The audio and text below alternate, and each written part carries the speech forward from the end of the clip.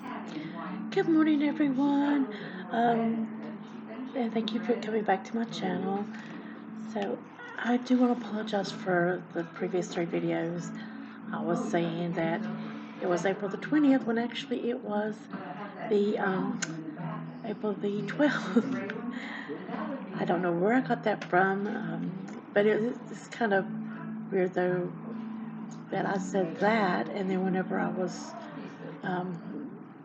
watching Flashpoint, I finally found the Flashpoint channel video that I was looking for, and it had Mike Lindell on it, and he was announcing that he was starting a social media platform called Frank, Frank.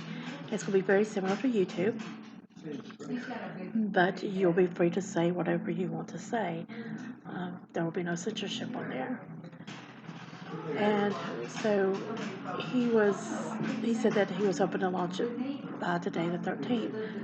Well, whenever I looked it up, now it's saying that it was actually going to be launched on the 20th. But I did get the Hebrew date right. So today is April the 13th, 2021, and it is the first day of IR 5781. It's a brand new month for us. And the month of IR means revelation and transition.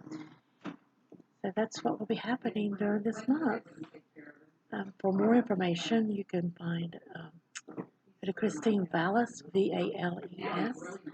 She gives a chalkboard teaching about each month, and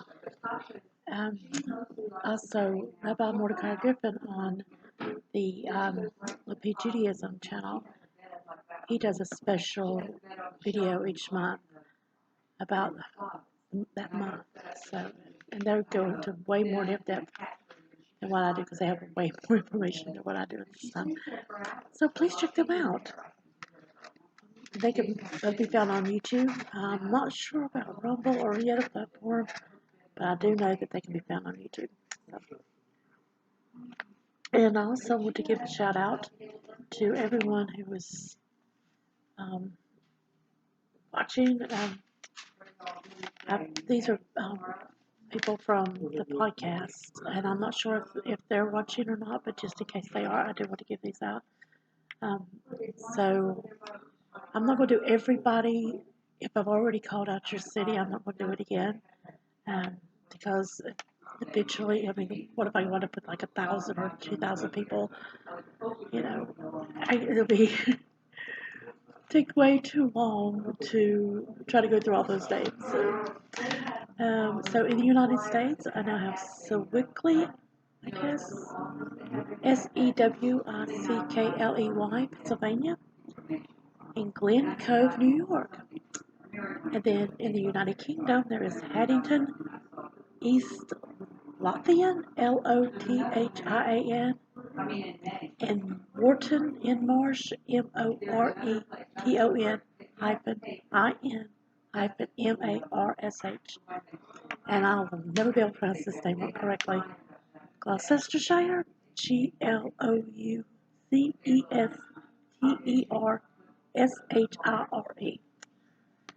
Kind of reminds me of the Worcestershire sauce. I always got the bad sauce.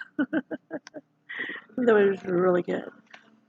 So, now we're going to start in chapter 27 of the book of Numbers, verse 1. Oh, and I am sitting at PB&J's Cafe in Fletcher in the beautiful mountains of North Carolina. And it is a beautiful sunny day. And if you're in this area, please come check them out.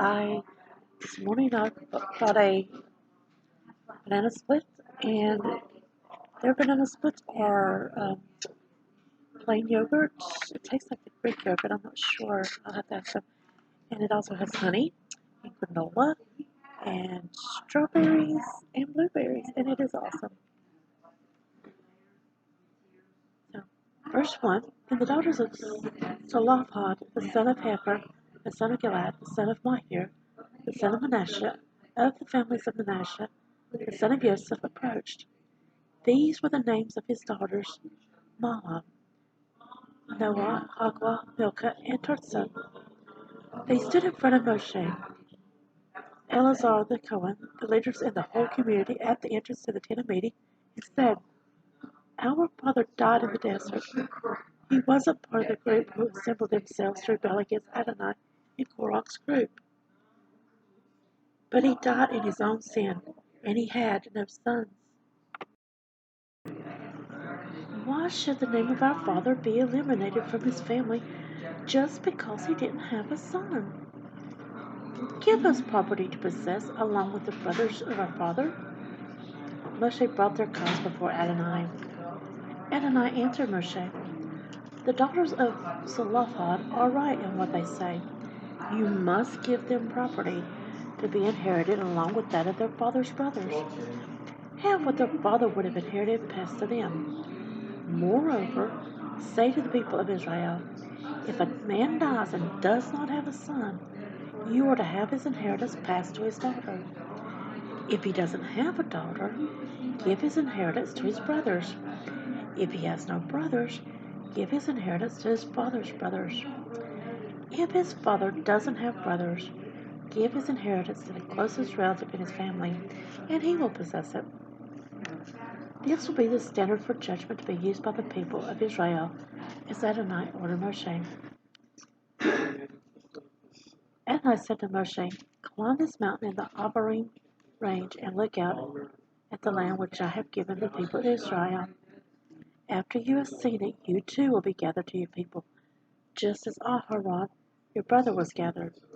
Because in the Zin desert, when the community was disputing with me, you rebelled against my order to uphold my holiness by means of the water, with them looking on." This was Meribah Kadesh spring in the Zin desert. So this was whenever God told him to speak to the rock, and he hit the rock. Because he did that, and he not only did it once, he did it twice. God might have let it slide because he was in anger, and when he hit it once, well, he did it by accident. So he might have, who knows, he might have let it slide and let Moses go on in to the promised land. But then he hit it a second time. So that showed intention. So at that point, he was intentionally going against God's will, his words. So now he has to be punished for it. Verse 15. Moshe said to Adonai, "Let Adonai, God the spirits of all human beings, appoint a man over the community to go out and come in ahead of them, to lead them out and bring them in, so that Adonai's community will not be like sheep without a shepherd." Adonai said to Moshe, "Take Yehoshua, the son of Nun, a spiritual man, and lay your hand on him. Put him in front of Eleazar the Cohen and the whole community, and commission him in their sight. Delegate to him some of your authority, so that the entire community of Israel will obey him. He is to present himself to Eleazar the Cohen, who is to find out by means of the Urim what Adonai's will is for Yehoshua's decisions.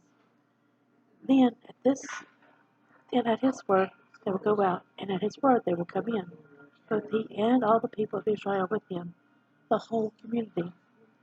Moshe did as Adonai had ordered him. He took Yehoshua, put him before Eleazar the Cohen and the whole community, and laid his hands on him and commissioned him as Adonai had said through Moshe. Yehoshua was Joshua.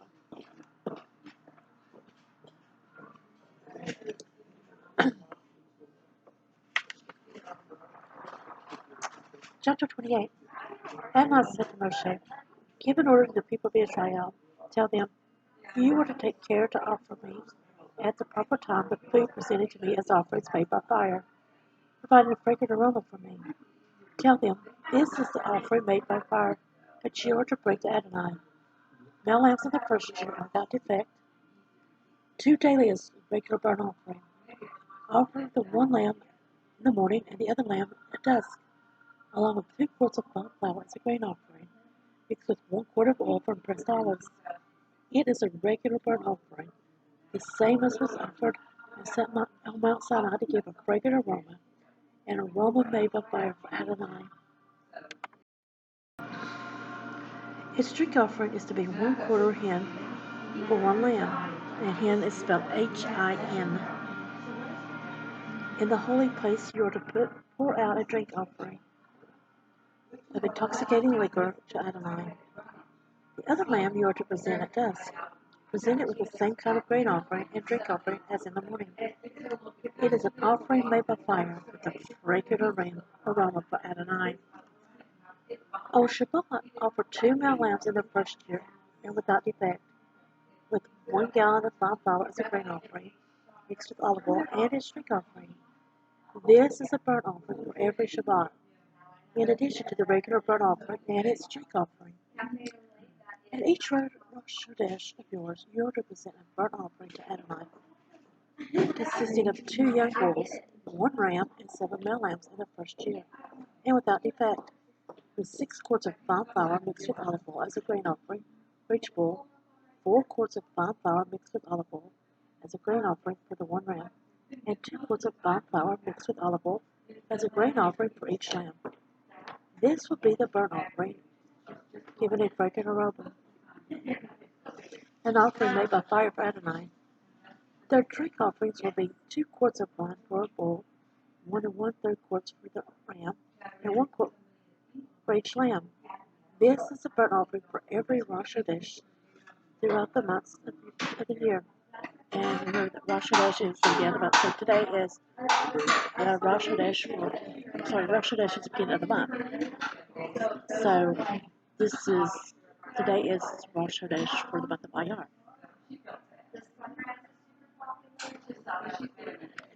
Also, a male goat is to be offered as a sin offering to Adonai, in addition to the regular burnt offering and its drink offering.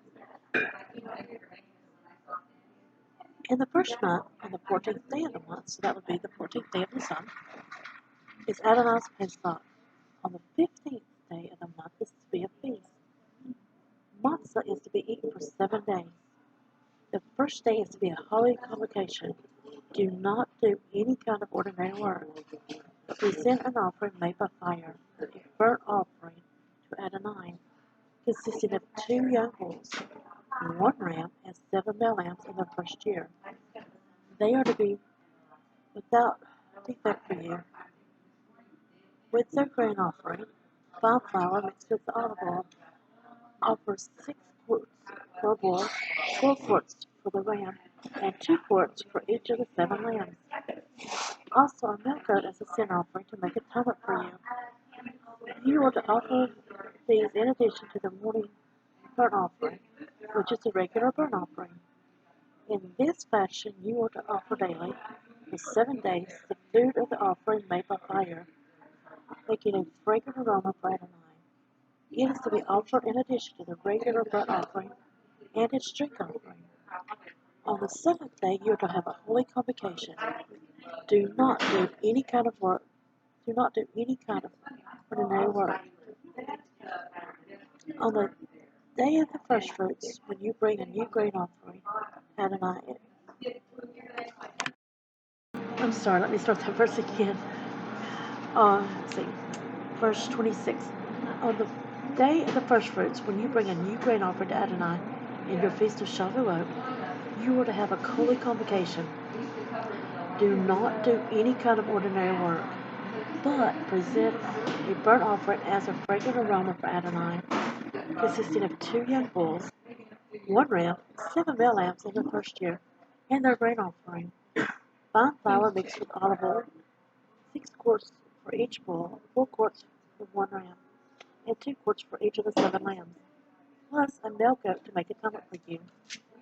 You are to offer these in addition to the regular burnt offering and its grain offering.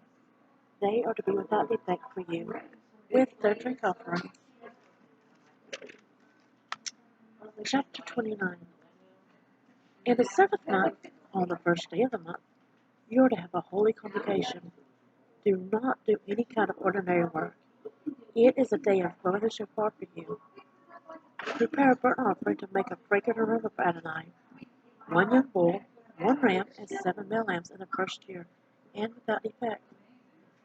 with their grain offering consisted of fine flour mixed with olive oil, 6 quarts for the bull, 4 quarts for the ram, and 2 quarts for each of the 7 lambs. Also 1 male goat as a sin offering to make atonement for you. This is to be in addition to the burnt offering for Rosh Hodesh with its grain offering, the regular burnt offering with its grain offering, and their drink offerings, according to the rule for them. This will be a fragrant aroma, an offering made by fire for Adonai. And that 7th month is actually, let me look that up real quick. Okay, so the 7th month that God is talking about is the month of Tishri. Before they left Egypt, the way the months ran, and it starts from the beginning of creation. So the months went Tishrei, Heshvan, Kislev, Tevet, Shavat, Adar, Nisan, Iyar, Sivan, Tammuz, Av, and Elul. So the month of, but since whenever they left Egypt, then their year started with the month of Nisan. So it stays, the months stay in the same order. It's just the actual year starts in the Tishri, but the counting from when they left, how many years it has been since they left Egypt, starts with the month of Nisan. And so back in when Noah, so about the 7th month for the flood, that was actually the month of Nisan. It was a very special. Nisan is actually a very special month because that's when the end came to the wickedness in Egypt, as also when the end came to the wickedness in the world. So I am hoping that this month will be when we, if I'm reading the way that these months mean, then that means that either this month, month of Iyar, or next month, the month of Sivan, because Sivan is the month of truth. That one of these 2 months is when the wickedness will occur in this country. So that's what I'm hoping for. I don't know. Only God knows.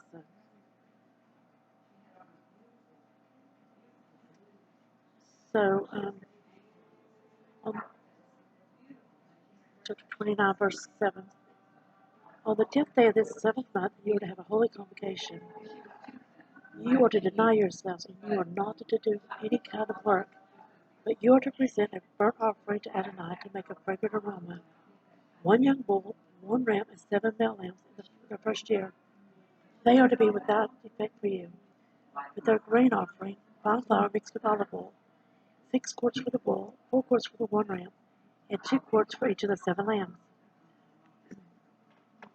Also 1 male goat as a sin offering. In addition to the sin offering for atonement and the regular burnt offering, with its grain offering and their drink offerings. On the 15th day of the 7th month, you are to have a holy convocation. You are not to do any kind of ordinary work, and you are to observe a feast Adonai 7 days. You are to present a burnt offering, an offering made by fire, bringing a fragrant aroma to Adonai.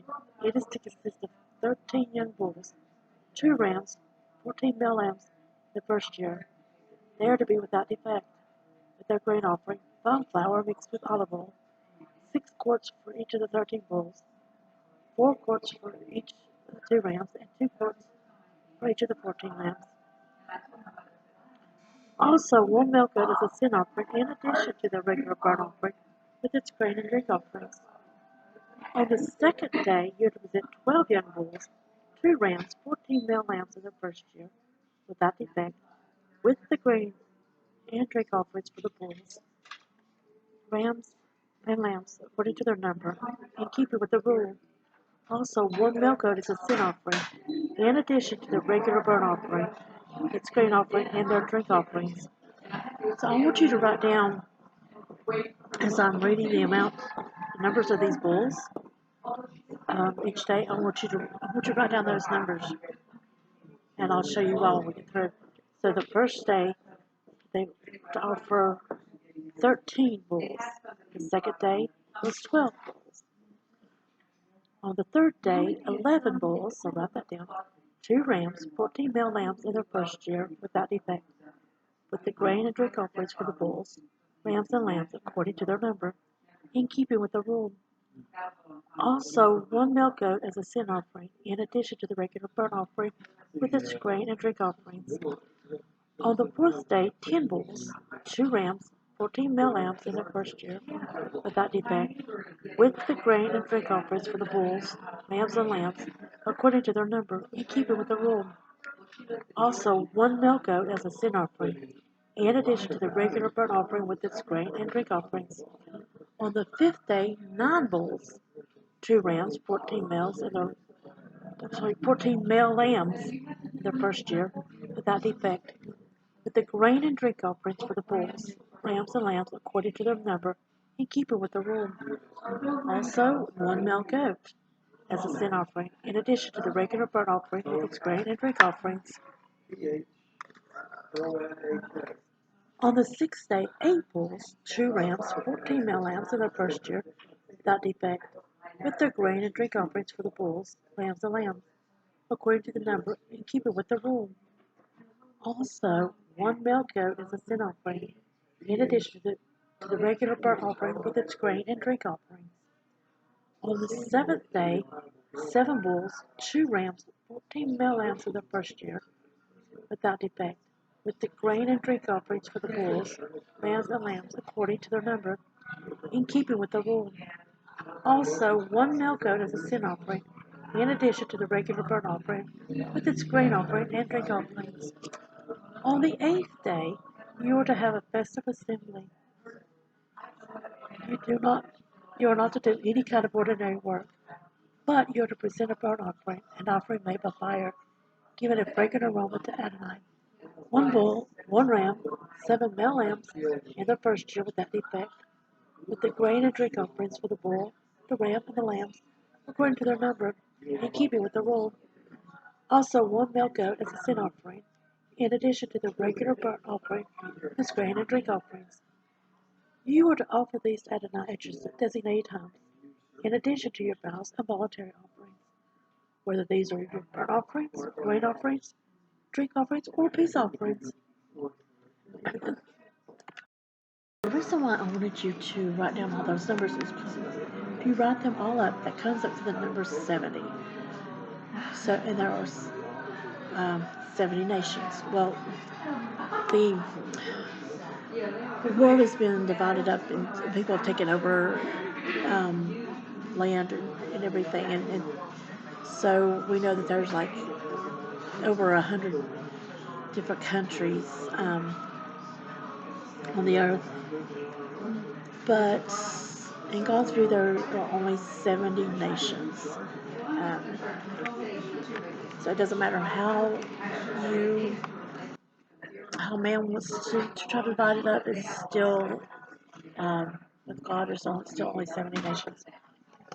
And we find that out from back in the genealogy in Genesis. So, but there's an interesting note here in my study Bible that it says the festival of Sukkot, which is the 15th day of the 7th month, includes the holiday cycle with more offerings than all other festivals, including 70 bulls, one representing each of the nations of the world. So, and it's actually in Genesis chapter 10 where we find the genealogy of, and it tells that this person is the father of this nation and that nation. And so we know that there is actually only 70 nations.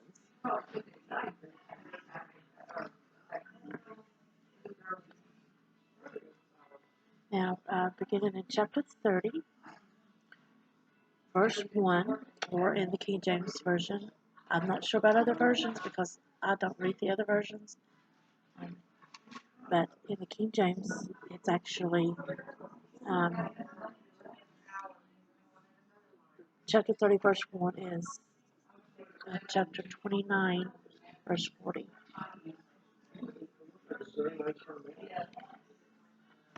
Moshe told the people of Israel everything just as Adonai had ordered Moshe.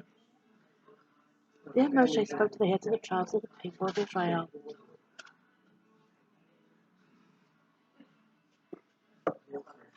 He said, "Here's what Adonai has ordered. When a man makes a vow to Adonai or formally obligates himself by swearing an oath, he is not to break his word, but is to do everything he said he would do. When a woman makes a vow to Adonai, formally obligating herself, while she is a minor living in her father's house, then if her father has heard what she vowed or obligated herself to do and holds his peace, then all her vows remain binding. Every obligation she has bound herself to will stand. But if on the day her father hears it, he expresses his disapproval, then none of her vows or obligations she has bound herself to will stand, and Adonai will forgive her, because her father expressed his disapproval." And here's something that God just revealed to me, that the Israelites were his chosen people. It's not that they're his favorite, but that he chose them to be a light to the rest of the world, to show other people, that he is the one true God. So whenever they were offering those 70 bulls, um, one for each nation, they were actually making an offering for each nation um, on behalf of each nation, because these other nations, so there was like one, because they're considered a nation, so there was one offering for them, and on behalf of them, and then there's also an offering for the other 69 nations, because they don't know to offer that. So God is still thinking, even though he doesn't think about just the people who are on him, he's concerned about everybody, and he wants everyone, no matter whether you're witchcraft or homosexuality or you're a murderer or a thief or whatever it is that you're doing. Even though you're not following him, he's still concerned about you and about your soul, and he thinks about you and wants you to come back to him. So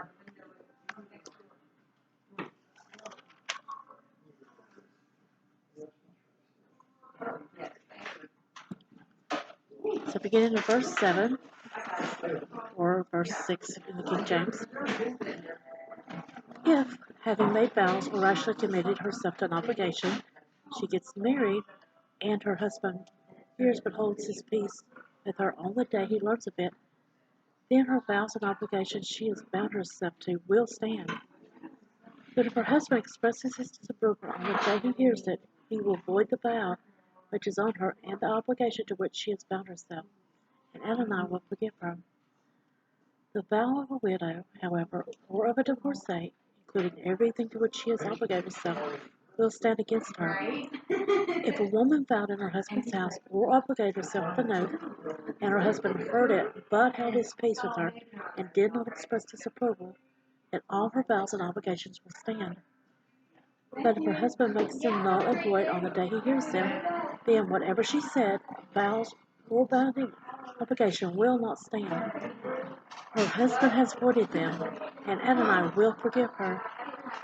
Her husband may let her, Her husband may let every vow and every binding obligation stand, or he may void it. But if her husband entirely holds his peace with her day after day, then he confirms all her vows and obligations. He must let them stand, because he held his peace with her on the day he heard them. If he makes them null and void after he has heard them, then he will bear the consequent guilt. These are the laws which Adonai ordered Moshe between a man and his wife, and between a father and his daughter, if she is a minor living in her father's house. Chapter 31. Adonai said to Moshe, on behalf of the people of Israel, take vengeance on the Midianites. After that, you will be gathered to your people. Moshe said to the people, equip men from among yourselves for war. They are to go and fight Midian in order to carry out Adonai's vengeance on Midian.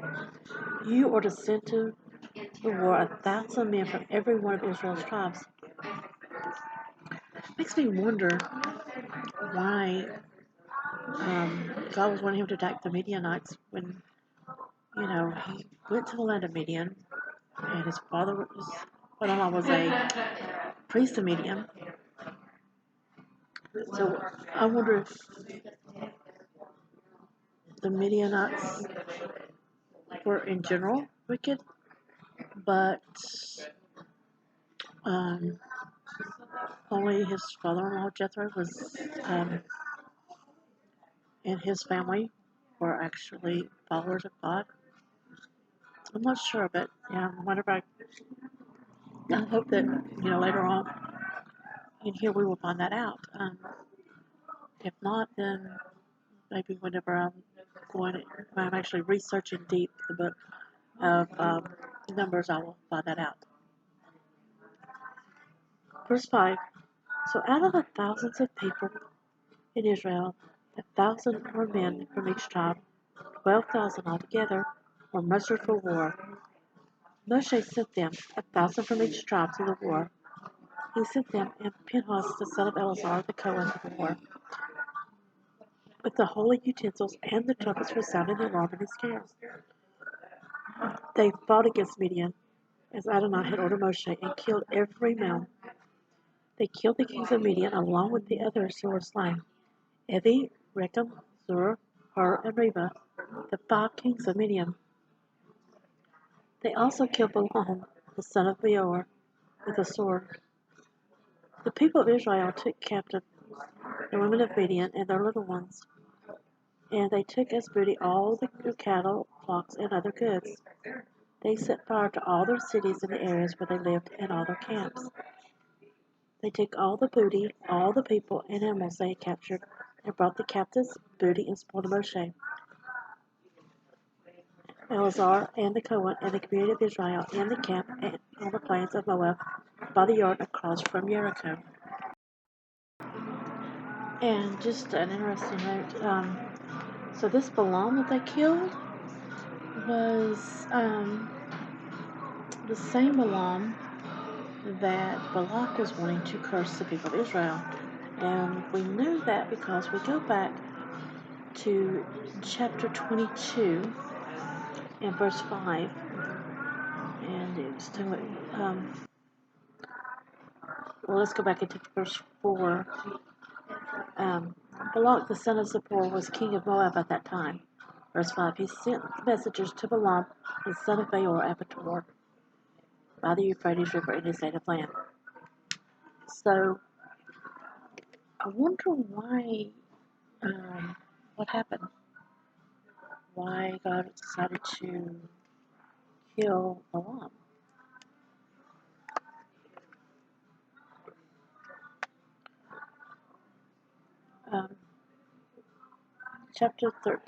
Verse 13 of chapter 31. Moshe, Eleazar, the Cohen, and all the community leaders went to meet them outside the camp. But Moshe was angry at the army officers, the commanders of thousands and the commanders of hundreds coming in from the battlefield. Moshe asked them, you let the women live? Why, these are the ones who, because of Balaam's advice, caused the people of Israel to rebel. breaking faith with Adonai in the Peor incident. So the plague broke out among Adonai's community.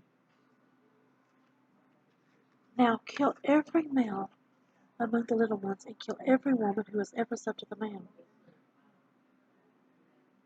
So that must be the reason why God had him killed, is because the women, because Baal-Mon advised the women to rebel against um, the Midianite women um, because Baal-Mon caused the Midianite women. So let me start that over. Baal-Mon advised the Midianite women to cause the people of Israel to rebel.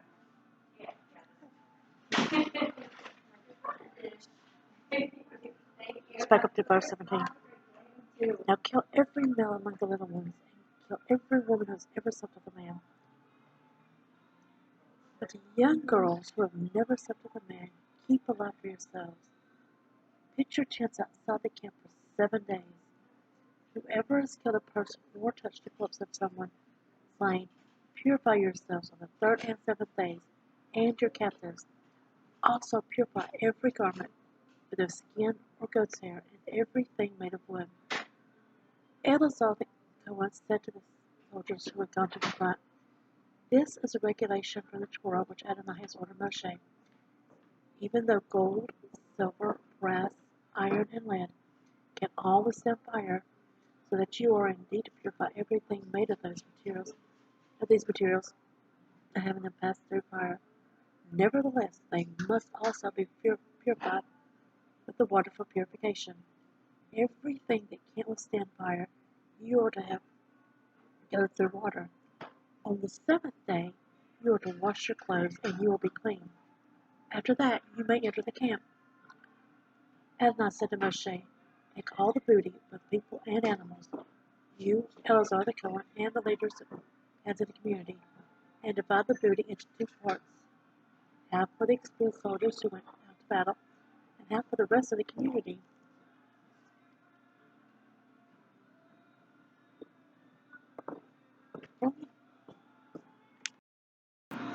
From the portion of the soldiers who went out to battle, levy a tax for Adonai consisted of 1/500th of the person's cattle, donkeys, and sheep. Take it from their half and give it to Eleazar the Cohen as a portion set apart by Adonai. From the half that goes to the people of Israel, you are to take 1/50th of the persons, and of the cattle, donkeys, and sheep, that is, of all the livestock, and give them to the Leviim, taking care of the tabernacle of Adonai. Moshe and Eleazar the Cohen did as Adonai had ordered Moshe. The booty, over and above the portion which the shoulders took, came to 675,000 sheep, 72,000 cattle, 61,000 donkeys, and 32,000 persons in all, consisting of the women who had never slept with a man. The half which was the portion of the soldiers who went out to fight numbered 337,500 sheep, of which Adonai's tribute was 675, 36,000 cattle, of which Adonai's tribute was 72, 30,500 donkeys, of which Adonai's tribute was 61, and 16,000 persons, of whom Adonai's tribute was 32 persons. Moshe gave the tribute set apart by Adonai to Eleazar the Cohen, as Adonai had ordered Moshe. From the half that went to people of Israel, which Moshe separated from that of the men who had gone to fight. Now the community's half consisted of 337,500 sheep, 36,000 cattle, 30,500 donkeys, and 16,000 persons.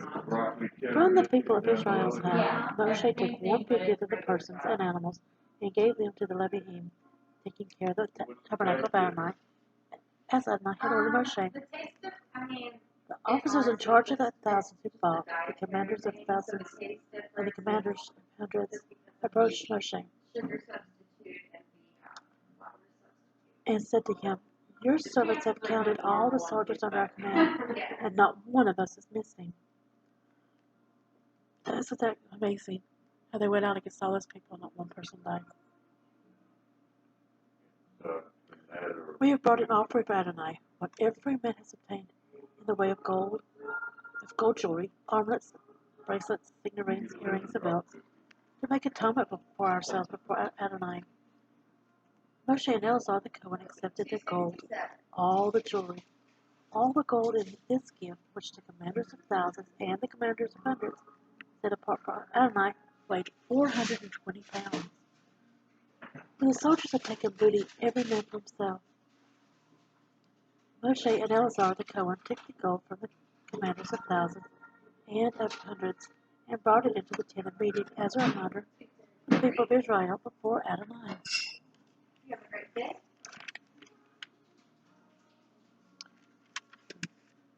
Chapter 32.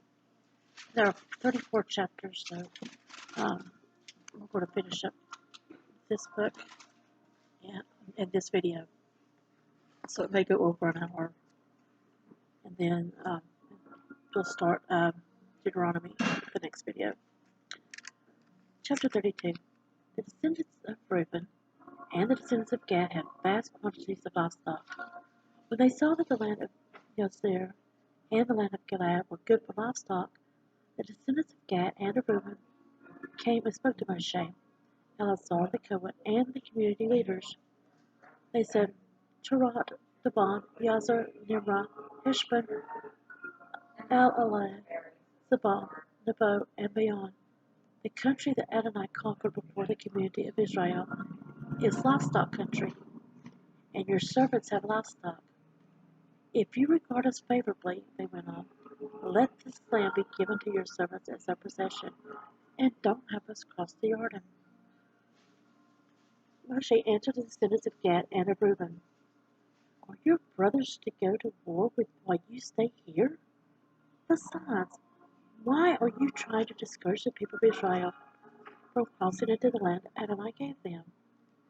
This is what your fathers did when I sent them from Kadesh Barnea to see the land. For when they went up to the Eshcol Valley and saw the land, they disheartened the people of Israel, so that they went into the land Adonai had given them. Adonai's anger blazed up on that day, and he swore, none of the people aged 20 or more who came out of Egypt will see the land I swore to Abraham, Yitzhak, and Yaakov, because they haven't followed me unreservedly, except Caleb, the son of Jephunneh, the Kenizzite, and Yehoshua, the son of Nun, because they have followed Adonai unreservedly.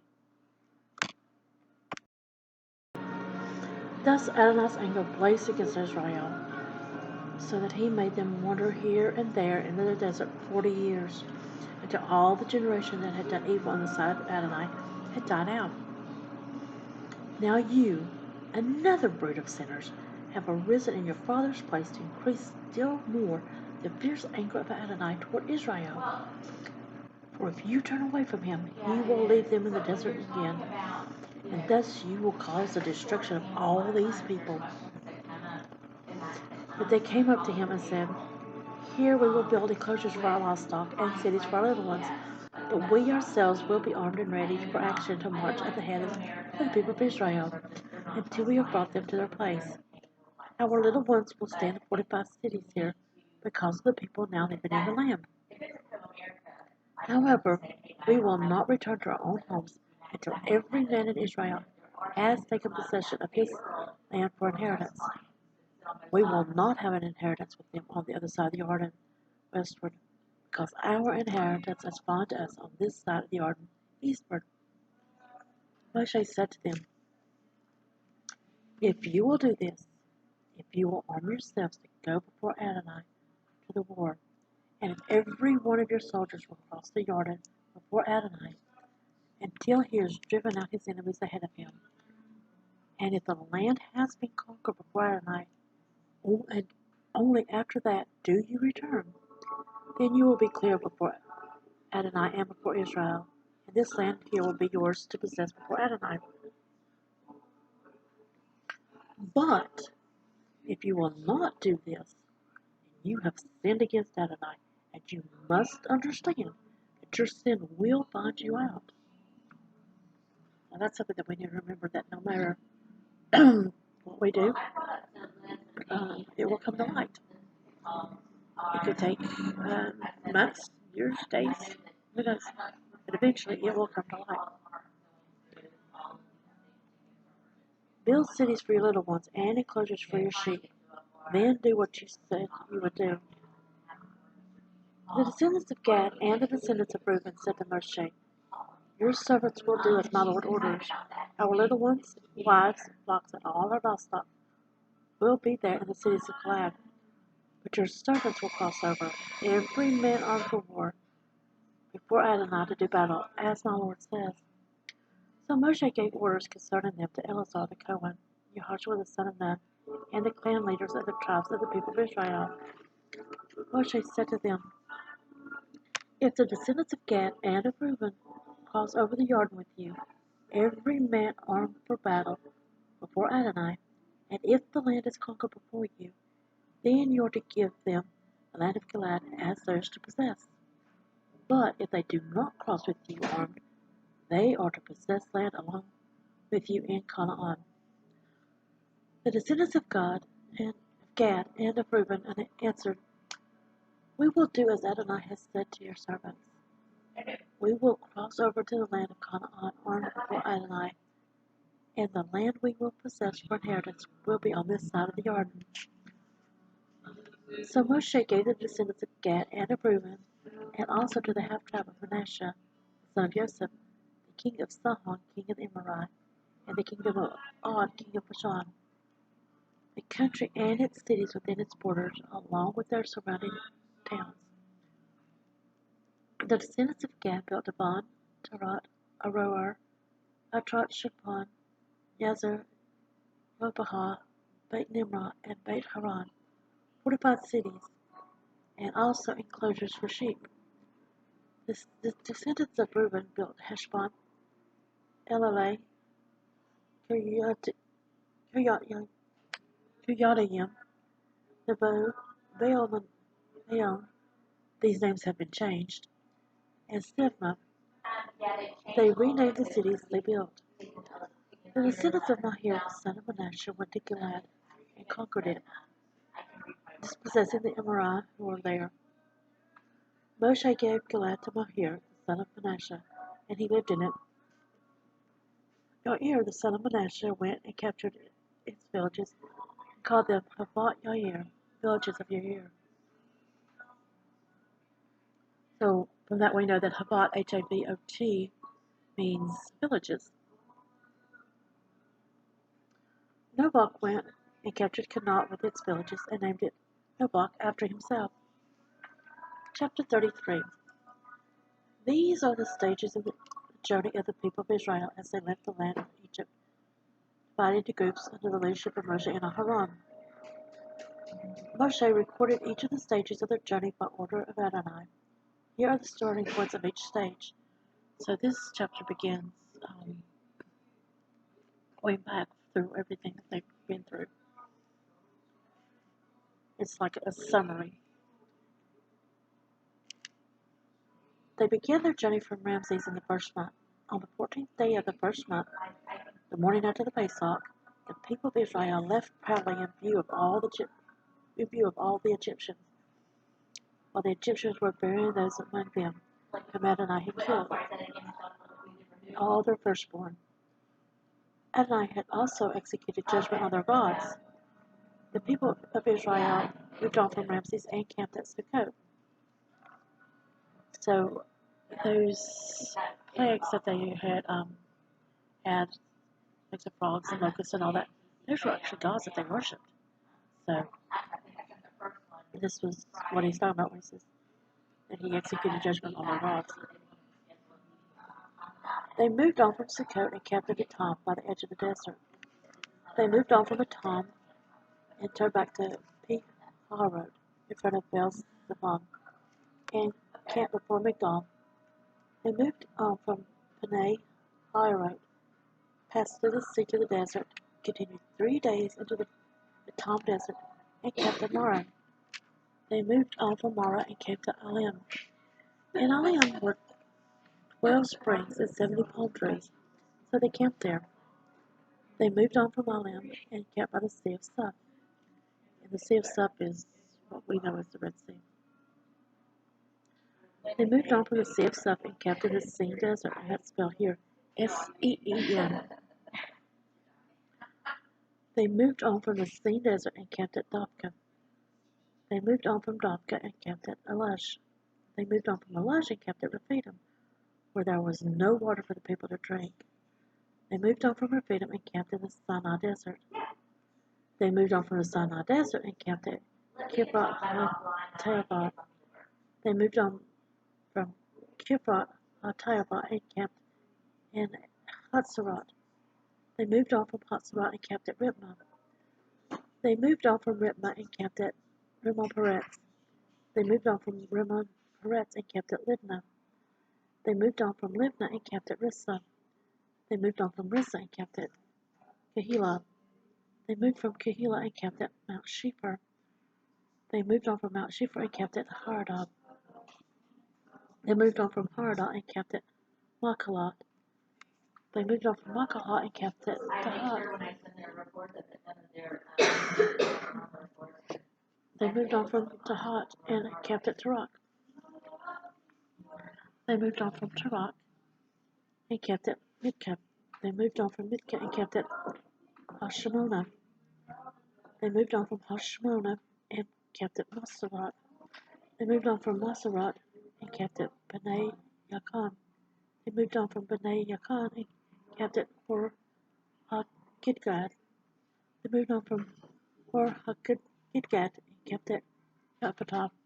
They moved on from Yotbatah and camped at Abrona. They moved on from Abrona and camped at Etzion Geber. They moved on from Etzion Geber and camped in the Zin Desert, that is, Kadesh. They moved on from Kadesh and camped at Mount Hor, at the border of the land of Edom. At Adonai's order, Aharon the Cohen went up on Mount Hor, and he died there on the first day of the 5th month of the 40th year after the people of Israel had left the land of Egypt. So that 5th month would have been the month of Ab. So we've got in Iyar now, then Sivan, then Tammuz and Ab. So Sivan starts in May, Tammuz starts in June of this year, and Ab will start in July. So this will be like the summer month.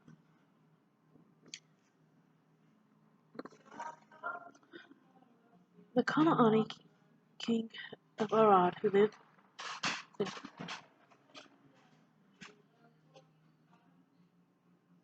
let me go back, because I think I might have missed something there.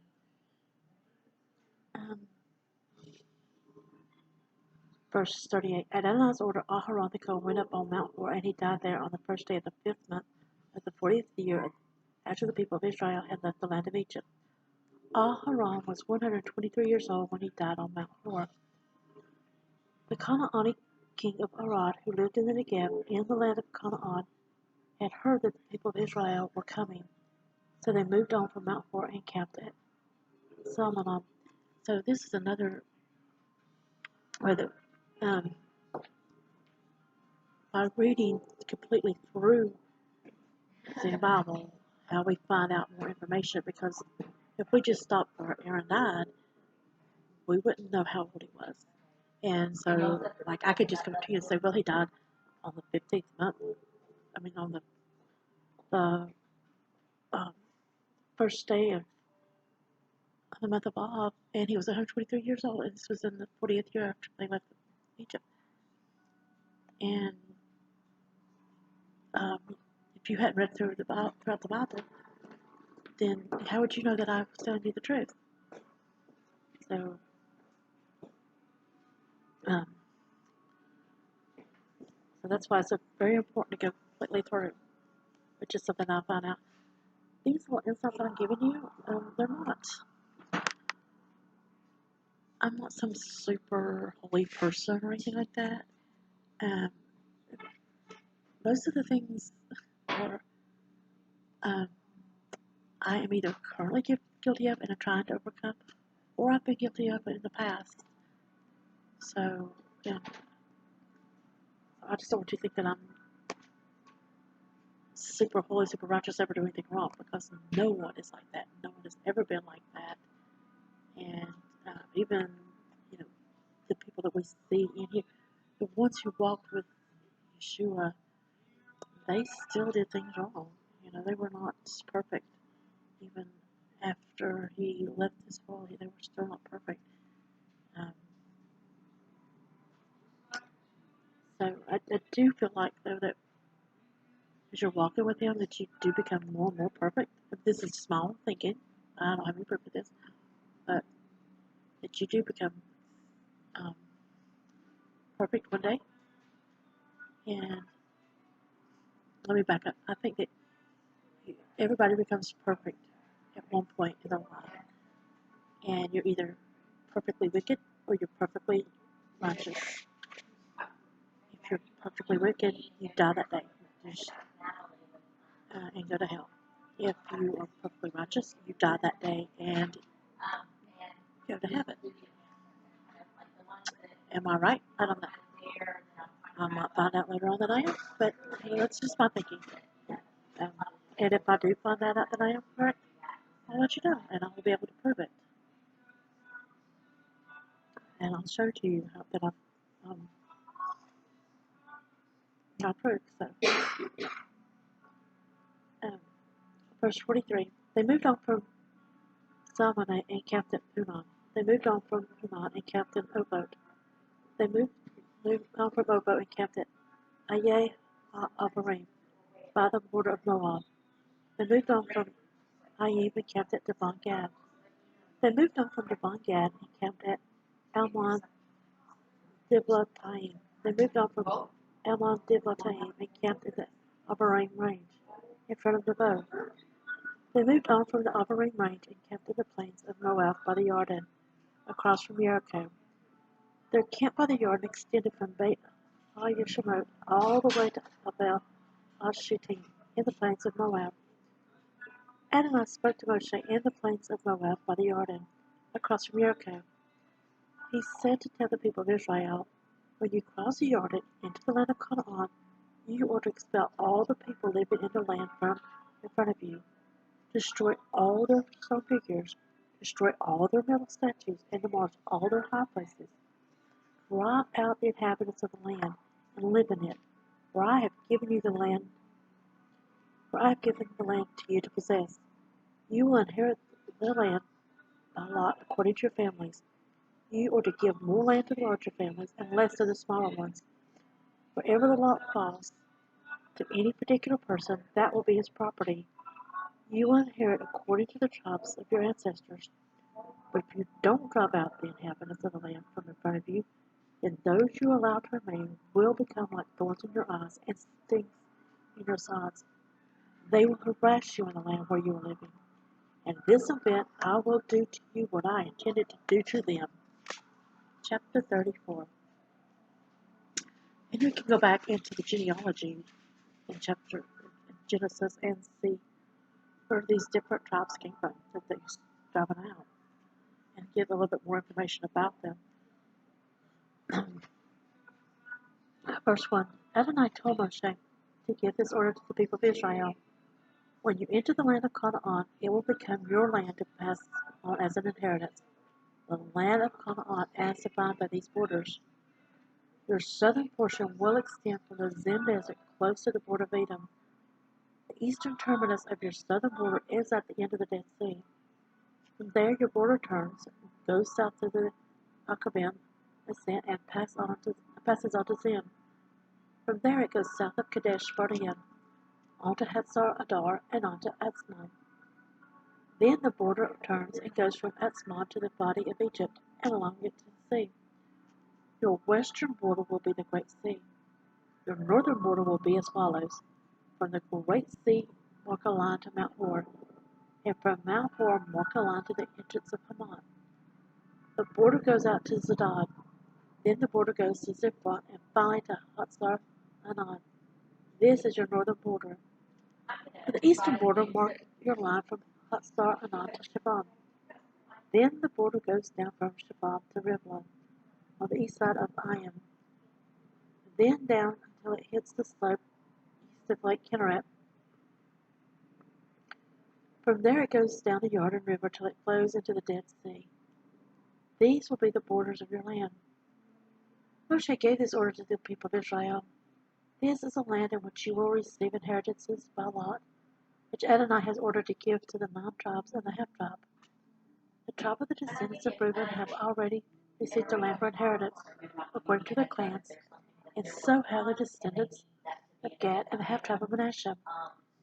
These 2.5 tribes have received their inheritance on this side of the Jordan, across from Jericho and eastward toward the sunrise.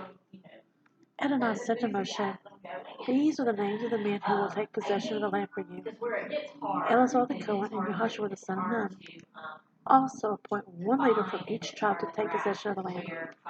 The names of these men are: from the tribe of Yehudah, Caleb the son of Jephunneh; from the tribe of the descendants of Shimon, Shmuel the son of Ammihud; from the tribe of Benjamin, Eladad the son of Kislon; from the tribe of the descendants of Dan, a leader Buki the son of Yogli; from the descendants of Joseph; from the tribe of the descendants of Manasseh, a leader Haniel the son of Ephod; from the tribe of the descendants of Ephraim, a leader Kemuel the son of Shiftam; from the tribe of the descendants of Zebulun, a leader Elizaphan the son of Pernoch; from the tribe of the descendants of Issachar, a leader Paltiel the son of Azan; from the tribe of the descendants of Asher, a leader Ahihud the son of Shlomi; from the tribe of the descendants of Naphtali, a leader Pedahel the son of Ammihud.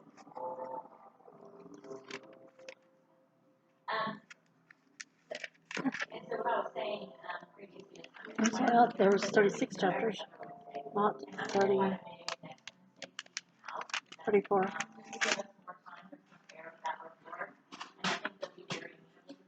Chapter 35. In the plains of Moab by the Jordan, across from Jericho, Adonai said to Moshe, "Order the people of Israel to give to the Levites cities to live in from the heritage that they possess. And you are also to give the Levites some of the open land surrounding the cities. They are to have the cities to live in, while their open land will be for their livestock, for growing crops, and for all their animals. The open land around those cities you give to the Levites is to commence at a line drawn around the city wall, 1,500 feet outside it, and is to extend outward from there. Measure 3,000 feet outward from the city wall to the east, south, west, and north, with the city in the center. The space between the 1,500-foot line and the 3,000-foot line will be their open land around the cities. The cities you give to the Levites are to be the 6 cities of refuge to which you permit the person who kills someone to flee to, plus an additional 42 cities. Thus you will give the Levites 48 cities with their surrounding open land. As to the cities you will give from those people of Israel possess. As to the cities you will give from those the people of Israel possess. From the many you will take many, and from the few you will take few. Each tribe will contribute from its cities to the Levites in accordance with the size of its inheritance.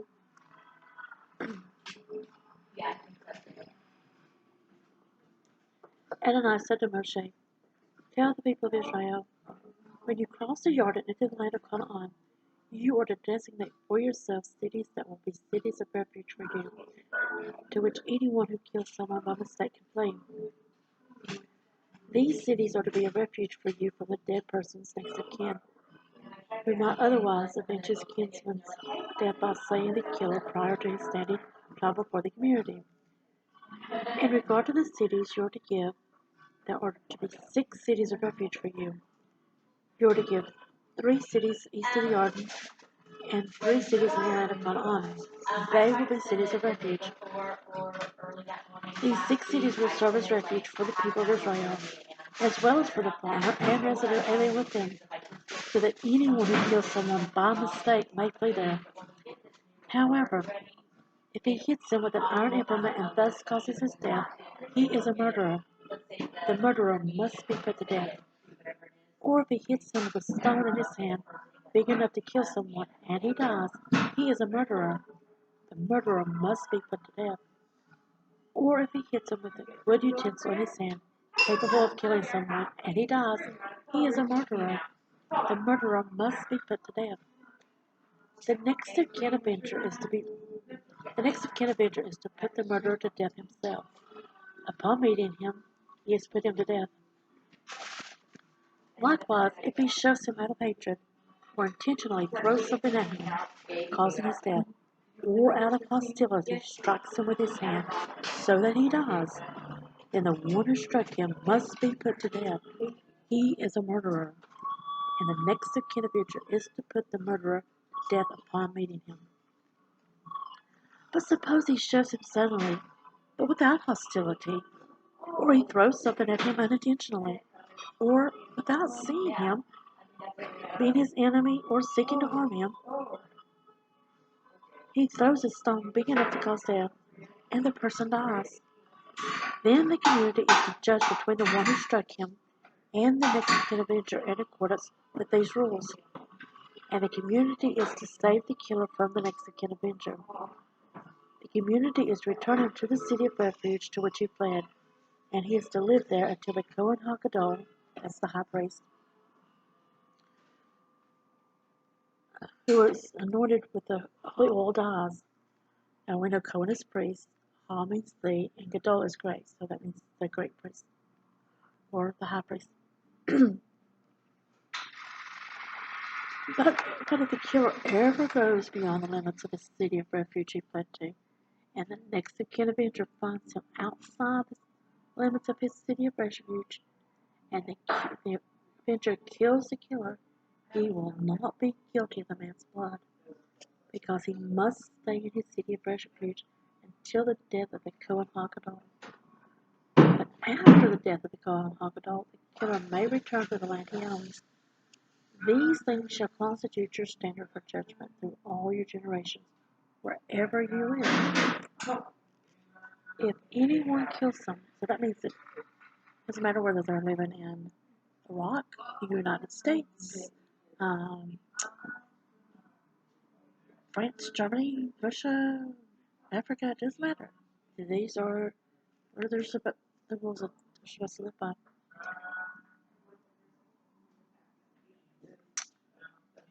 Verse 30, if anyone kills someone, the murder is to be put to death upon the testimony of witnesses.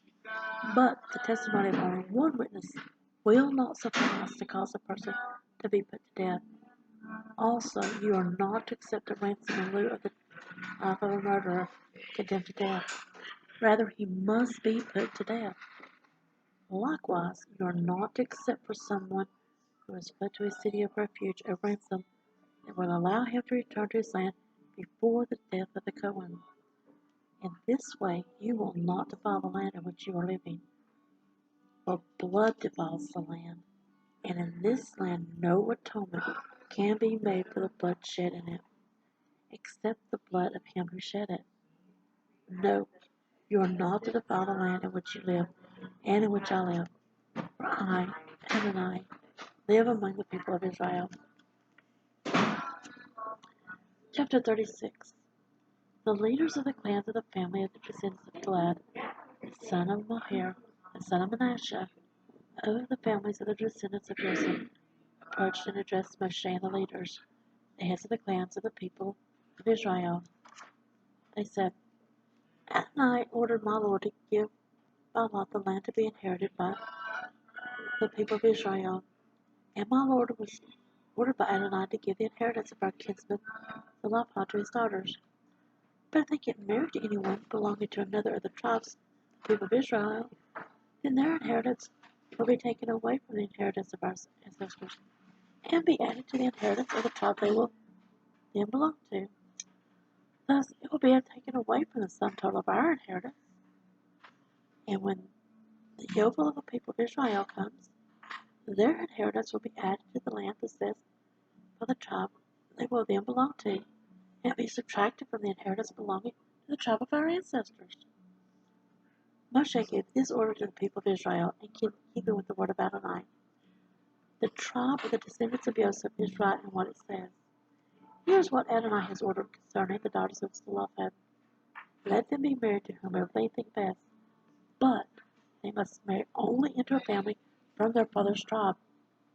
In this way, no inheritance of the people of Israel will move from one tribe to another. For each of the people of Israel is to hold on to the land for inheritance belonging to his father's tribe. Every daughter who possesses an inheritance in any tribe of the people of Israel is to become the wife of someone from the family of her father's tribe, so that every one of the people of Israel will stay in possession of his ancestors' inheritance. Thus, no inheritance will move from one tribe to another, for each of the tribes of the people of Israel will hold on to his own inheritance. The daughters of Zelophehad did as Adonai had ordered Moshe. Mahlah, Tirzah, Hoglah, Milcah, and Noah all got married to sons of their father's brothers.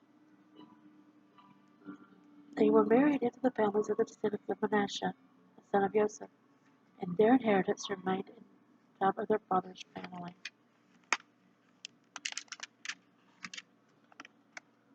These are the mitzvot and rulings which Adonai gave through Moshe to the people of Israel in the plains of Moab by the Jordan across from Jericho. Hazak, Hazak, Bainik, Hazak, be strong, and let us be strengthened. So that is the end of the book of Numbers, also known as the Midbar in the wilderness. Midbar means wilderness, and Ba means in. So I hope you've enjoyed this. Please like, subscribe, and hit the notification bell so that you will be notified of all future videos. I'm not just going to be uploading these. There are some other things that God is wanting me to do. But as of this moment, I am not doing them. When He tells me to make those videos, I'll make those as well. And I'm sure that you will be very interested in those. And that you won't be notified that they'll be up unless you hit that subscribe button. So have a wonderful and blessed rest of your day, and I will talk to you again soon.